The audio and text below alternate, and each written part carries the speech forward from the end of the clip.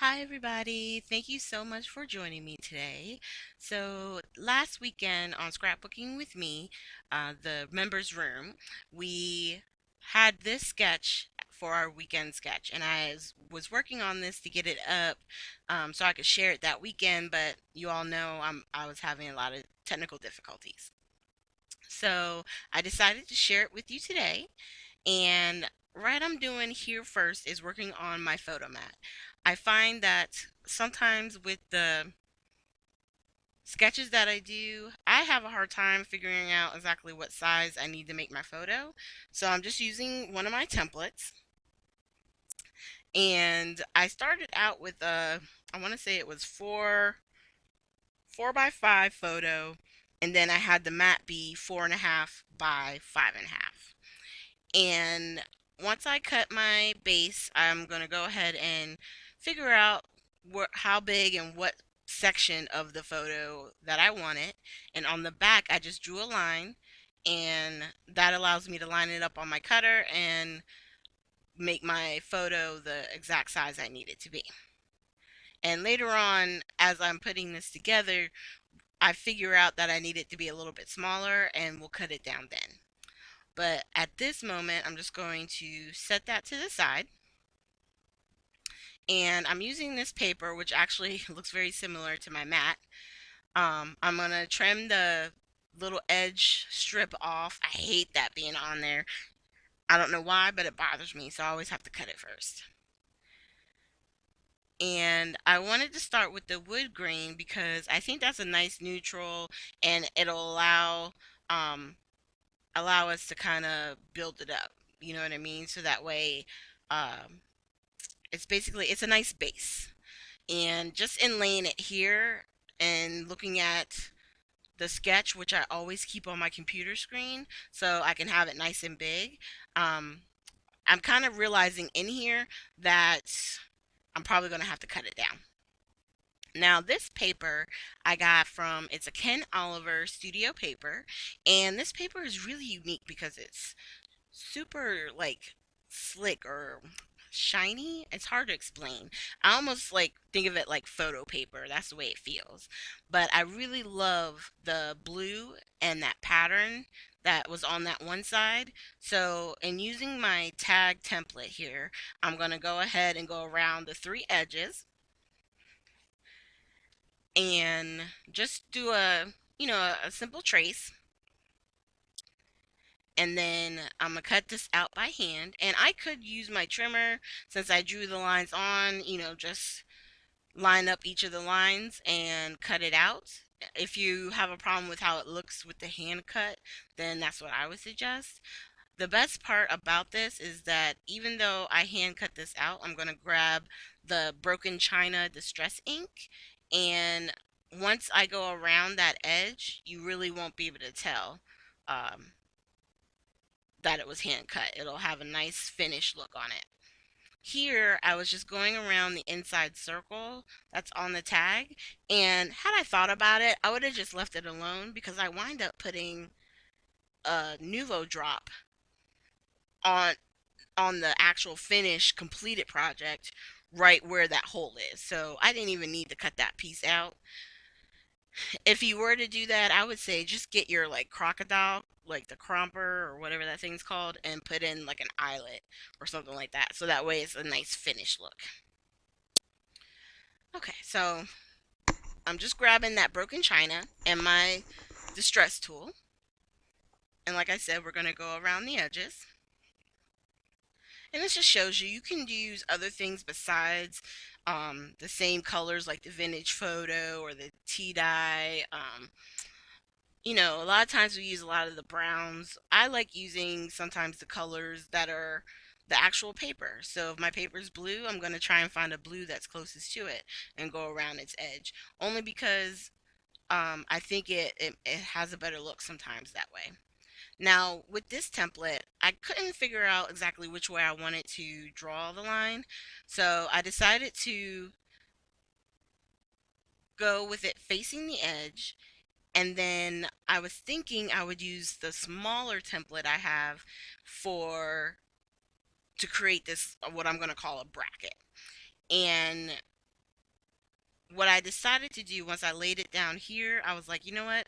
The shape isn't necessarily the same. I'd rather use the same one, slide it down, and create my bracket that's going to go on the actual sketch. So once I have that, I'm going to once again cut it out. And I think I go off camera a little bit, but the key here is to just remember you want to keep your scissors kind of in the same spot and you want to turn the paper. It'll help a lot of your curves and those rounded edges to seem more smooth instead of choppy. So that's what I would suggest. Um, working your paper. And if you do a lot of fussy cutting, then you really probably already have a handle on this because that is definitely the key when it comes to fussy cutting, whether it be flowers or different things from pattern paper. So if you wanted to, if you're not comfortable doing it, I would say, get you some pattern paper that you have that you probably won't use that's got a pattern on it and try and fussy cut it out just to get practice in. It might as well be useful for something, right? All right, so on this one, once we had it cut out, we're going to go around the edges for this as well, using the same Distress Oxide ink. And if you have problems with the Distress tool, then what I would do is you could always get like a finger dauber, because sometimes those can get into smaller spaces or, weird cuts and shapes and stuff. So you can use either one. Whatever you have in your stash, go ahead and use that. But my favorite is the Distress Tool by Ranger and Tim Holtz. Okay, so now I'm kind of laying it out. Obviously, I don't have my main paper on the actual board here. I'm just kind of laying them out just to see the sizes and in relation to each other. And I'm going to go ahead and put that to the side and bring over my paper. And I decided that I wanted to start with this blue fern. I want to say it's the honeycomb stamp set. And I took the Distress Oxide ink and just kind of went around in like places here and there. I didn't want a solid image. I just wanted hints of it peeking out with the Distress ink. So we're going to lay a few down. And we're going to do some generational stamping on here. You'll see with some of the colors, I'll stamp twice, and you get a strong image and then like a little an image that's basically in the background. So we're going to go ahead and do the same thing on this one, ink it up with the Distress ink. Also not going all over the entire thing. And then this is the one I'm going to do where it's more solid, and then I'm going to stamp it again along the vertical line that we're creating. And so you get that, second stamping where it's a little bit faded back and yet you still see the image. Now, at this point, I was like, you know what? When it comes to stuff like this, like when you're layering up your stamps or your stencils, it's always, I always like to kind of set it up, put my papers and my items that I have already cut out in place so that way I get an idea or a feel of how everything's going to pan out. I always try and double check that. I already knew that there was going to be some splatters and things like that around the image, so that's why I'm taking this stencil that I have. I want to say it's like the coffee, I call it coffee stains, that's what it looked like to me, but it's called splatter, the actual stencil. And I'm just going around and in everything but the one where it looked like two coffee spills or coffee rings. I'm using that all over, and creating it, flipping it, turning it different ways. So that way I have different parts of the image in different sections, and it's creating a nice texture with everything that is being laid down. And I love using the Distress Oxides for this because look how vibrant that ink is, since it's more of like a combination dye and pigment ink, because it does have that quality where it stays wet a little bit longer. But on colored paper and cardstocks, it's really vibrant and it does stand out. And over where I know where the card or the actual photo mat is going to be, I did add a little bit more color because I wasn't sure if everything was going to be covered up. So we're just going to keep laying down some colors and adding more, because really I don't think you could go wrong with how much you add down. I think the main thing would be it's easier to add more and have some of it be covered up than to not have enough. You lay everything down and tape it down and realize that you should have put more. And then you're trying to awkwardly add elements back to the, sketch itself, when you could have just done a little bit more while you were there. So this is where I'm grabbing my smaller photo mat because I realized I needed to make this a little bit smaller. And I wound up making it 3 by 4, and the mat will be 3.5 by 4.5. So if you turns out that you don't want such a big border around your photo, then just cut that by a quarter. So instead of the mat being 3.5 by 4.5, you would just make it 3.25 by 4.25, and that will create just a very small mat around your photo or whatever it is you're trying to mat on your sketch.